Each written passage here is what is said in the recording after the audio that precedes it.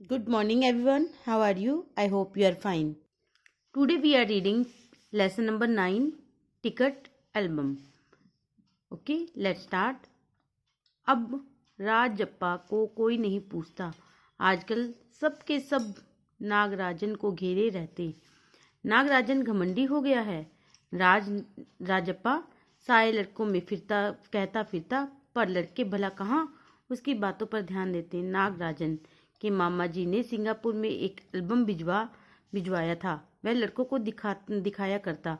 सुबह पहली घंटे के बजने तक सभी लड़के नागराजन को घेर कर एल्बम देखा करते। आधी घंटे के वक्त भी उसके आसपास लड़कों की जमघट लगा रहता।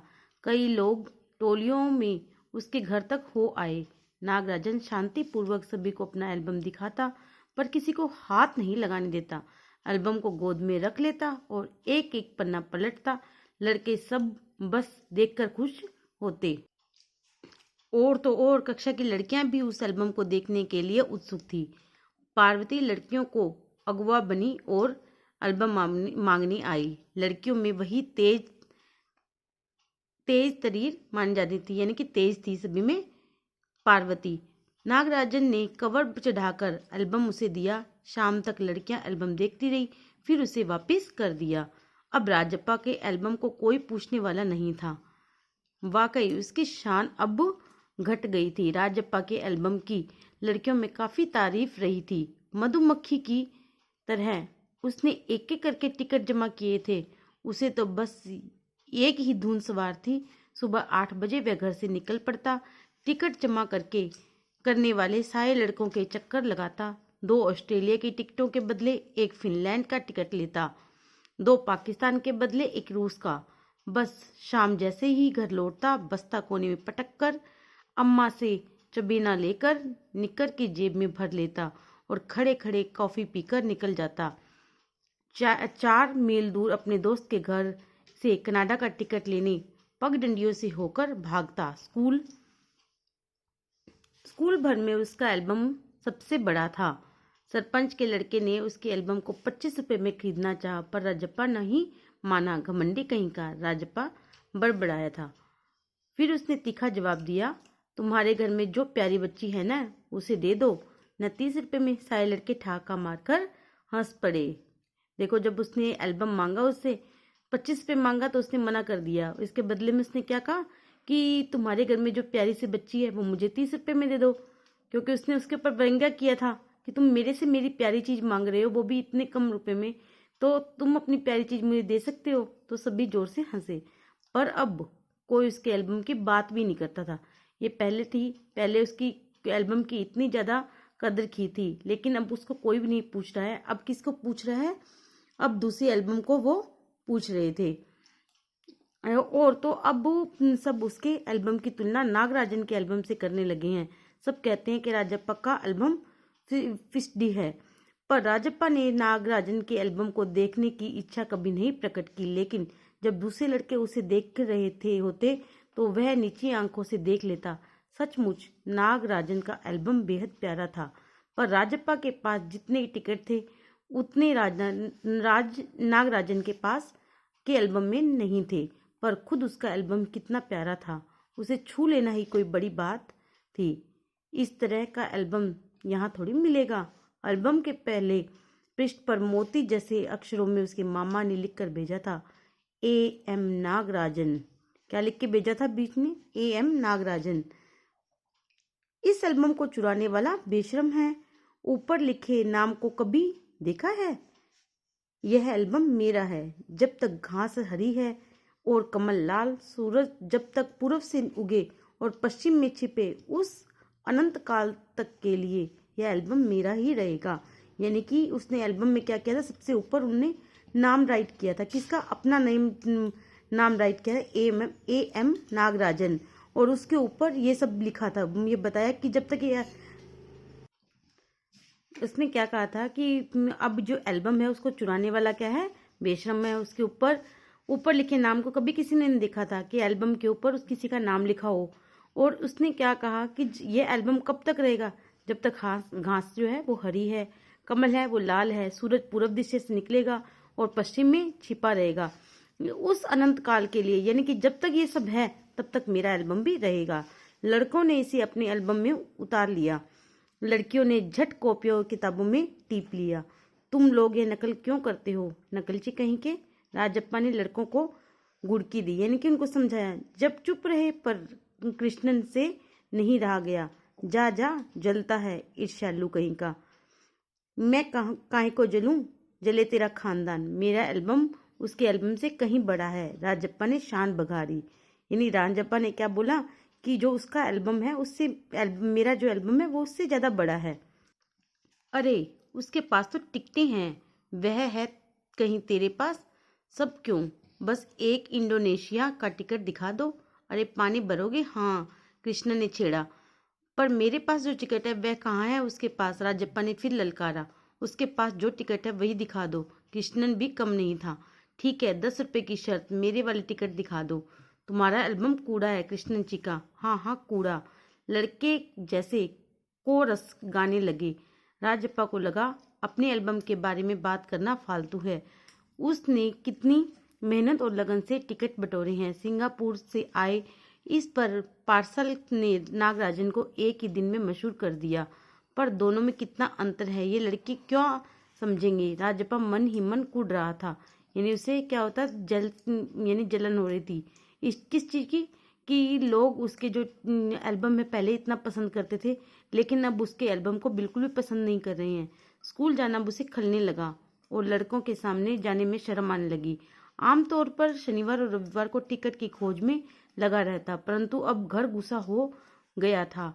दिन में कई बार एल्बम को पलटता रहता, रात को लेट जाता। सहसा जाने क्या सोचकर उठता, ट्रंक खोलकर एल्बम निकालता और एक बार पूरा देख जाता।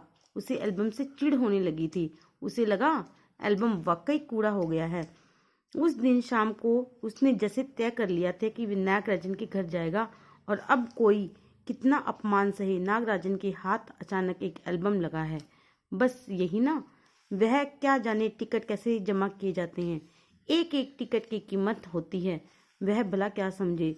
सोचता होगा टिकट जितना बड़ा होगा वह उतना ही कीमती होगा, या फिर सोचता होगा कि बड़े देश की टिकट कीमती होगी, वह भला क्या समझे। उसके पास जितने भी फालतू टिकट हैं उसे टकरा कर उसके अच्छे टिकट झाड़ लेगा। कितनों को तो उसने यूं ही उल्लू बनाया है। कितनी चालबाजी करनी पड़ती है। नागराजन भला किस खेत की मूली है। राजप्पा नागराजन के घर पहुंचकर ऊपर गया। चूंकि वह अक्सर आया जाया करता था सो किसी ने नहीं टोका। ऊपर पहुंचकर वह नागराजन की मेज पे पास पड़ी कुर्सी पर बैठ गया। कुछ देर नागराजन की बहन कामाक्षी ऊपर आई। भैया शहर गया है। अरे हाँ, तुम भैया का एल्बम देखा, उसने पूछा। राजप्पा को हाँ कहने में हेकरी हो रही थी।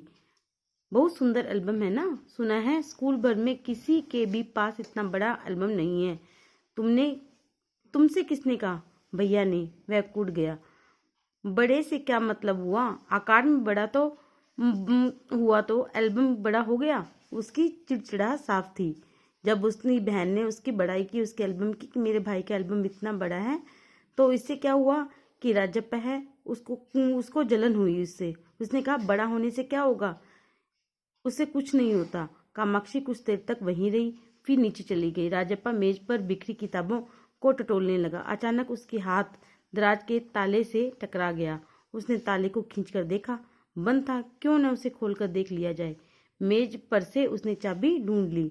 सीढ़ियों के पास जाकर उसने एक बार झांक कर देखा, फिर जल्दी से दराज खोली। एल्बम ऊपर ही रखा था। पहला पृष्ठ खोला। उन वाक्यों को उसने दोबारा पढ़ा। उसका दिल तेजी से धड़कने लगा। एल्बम को झट कमीज के नीचे खोस कर लिया और दराज बंद कर दिया। सीढ़ियां उतरकर घर की ओर भागा। घर जाकर सीधा पुस्तक की अलमारी के पास गया और पीछे की ओर एल्बम छिपा दिया। उसने बाहर आकर झांका। पूरा शरीर जैसे जलने लगा था, गला सूख रहा था और चेहरा तमतमाने लगा था। रात 8 बजे अप्पू आया। हाथ पांव हिलाकर उसने पूरी बात कह सुनाई। सुना तुमने, नागराजन का एल्बम खो गया है। हम दोनों शहर गए हुए थे, लौटकर देखा तो एल्बम गायब। राजप्पा चुप रहा। उसने अप्पू को किसी तरह टाला उसके जाते ही उसने झट से कमरे का दरवाजा बेड़ लिया और अलमारी के पीछे से एल्बम निकालकर देखा। उसे फिर छिपा दिया। डर था कि कहीं कोई देख न ले। रात में खाना नहीं खाया, पेट जैसे भरा हुआ था। सारा घर चिंतित हो गया। उसका चेहरा भयानक हो गया था, क्योंकि उसने क्या किया था, उस नागराजन का एल्बम लेकर चुरा लिया था और उसे डर था कि कोई इसको देख ना ले, कि वह पकड़ा ना जाए कि उसने चोरी की है, और इसकी वजह से उसने खाना भी नहीं खाया था। रात उसने सोने की कोशिश की पर नींद नहीं आई। एल्बम सिराने तकिए के नीचे रखकर सो गया। सुबह अप्पू दोबारा आया। राजप्पा तब भी बिस्तर पर बैठा था। अप्पू सुबह नागराजन के घर होकर आया था। कल तुम उसके घर गए थे? अप्पू ने पूछा। राजप्पा की सांस जैसे ऊपर से ऊपर और नीचे की नीचे रह गई। फिर सिर हिला दिया। वह जिस तरह चाहे सोच ले। कामाक्षी ने कहा था कि हमारे जाने के बाद खाली तुम वहां आए थे। अप्पू बोला। राजप्पा को समझते देर नहीं लगी कि अब सब उस पर शक करने लगे हैं। कल रात से नागराजन लगातार रोए जा रहा है। उसके पापा शायद पुलिस को खबर दे, अप्पू ने फिर कहा। राजप्पा फिर भी चुप रहा। उसके पापा डीएसपी के दफ्तर में ही तो काम करते हैं। बस वह पलक झपक दे और पुलिस की फौज हाजिर। अप्पू जैसे आग में घी डाल रहा था। यह तो भला हुआ कि अप्पू का भाई उसे ढूंढता हुआ आ गया और अप्पू चलता बना।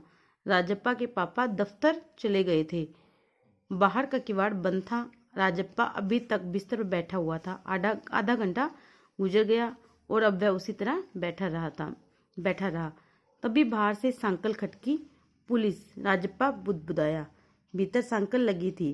राजप्पा खटकने की आवाज तेज हो गई। राजप्पा ने तकिए के नीचे से एल्बम उठाया और ऊपर भागा। अलमारी के पीछे छिपा दे। नहीं, पुलिस ने अगर तलाशी ली तो पकड़ा जाएगा। एल्बम को कमीज के नीचे छिपाकर वह नीचे आ गया। बाहर से दरवाजा अब भी बज रहा था।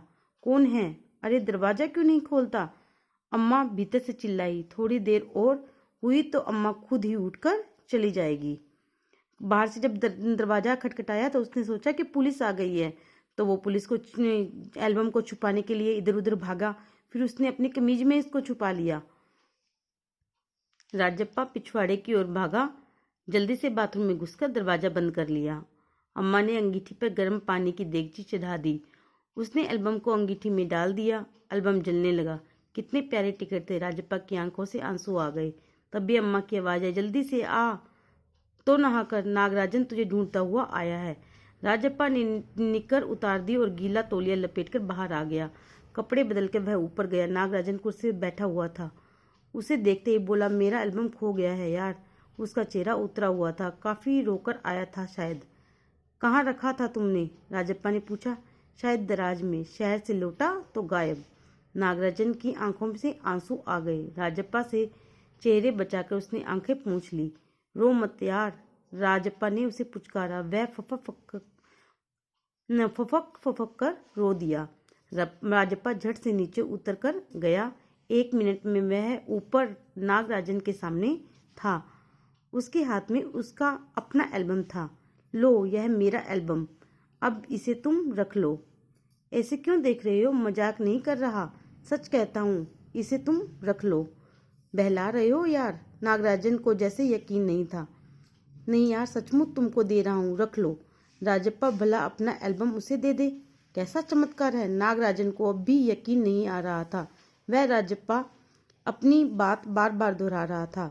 उसका गला भर आया था। ठीक है, मैं इसे रख लेता हूँ, पर तुम क्या करोगे? मुझे नहीं चाहिए। क्यों? तुम्हें एक भी टिकट नहीं चाहिए? नहीं। पर तुम कैसे रहोगे बगैर किसी टिकट के? रोता क्यों है यार? ले, इस एल्बम को तू ही रख ले। इतनी मेहनत की है तूने। नागराजन बोला। नहीं, तुम रख लो। लेकर चले जाओ। जाओ, चले जाओ यहाँ से। वह चीखा और फूट फूट कर रो दिया। नागराजन की समझ में कुछ नहीं आया। वह एल्बम लेके नीचे उतर गया। कमीज की आंखें पोंछता हुआ राजप्पा भी नीचे उतर आया। दोनों साथ साथ दरवाजे तक आए। बहुत बहुत धन्यवाद, मैं घर चलूं? नागराजन सीढ़ियां उतरने लगा। सुनो राजू, राजप्पा ने पुकारा। नागराजन ने उसे पलटकर देखा। एल्बम दे दो। मैं आज रात जी भरकर इसे देखना चाहता हूँ। कल सुबह तुम्हें दे जाऊंगा। ठीक है। नागराजन ने उसे एल्बम लौटा दी और चला गया। राजप्पा ऊपर आया उसने दरवाजा बंद कर लिया और एल्बम को छाती से लगाकर फूट फूट कर रो दिया। देखो उसने क्या किया कि पहले तो उसका एल्बम चुराया और उसे डर था कि वो पकड़ा ना जाए, इसलिए उसे जला भी दिया। अब उसे इस चीज़ का दर्द हो रहा था कि उसने चोरी की है और उसने ये गलत काम किया, इसलिए उसने अपना एल्बम नागराजन को देने के लिए बोल दिया। अब जब वो देने लगा उसको, तो उसे हुआ कि इतनी मेहनत से उसने अपने इस एल्बम को तैयार किया है और वह उसे दे रहा है, तो उसे कैसे दे दिए। इसलिए उसने कहा कि एक रात के लिए मुझे ये एल्बम दे दो, मैं उसे जी भर के देखना चाहता हूँ। ये इस स्टोरी में ये सब है। ओके, आई होप आपको ये लेसन अच्छे से समझ में आया होगा। आप इस लेसन को अच्छे से रीड कीजिए। ओके, और ये जो किसका लिखा हुआ है, सुंदरा राम स्वामी का लिखा हुआ है और तमिल में था, इसका अनुवाद किया गया है इसमें। Okay, thank you, have a nice day.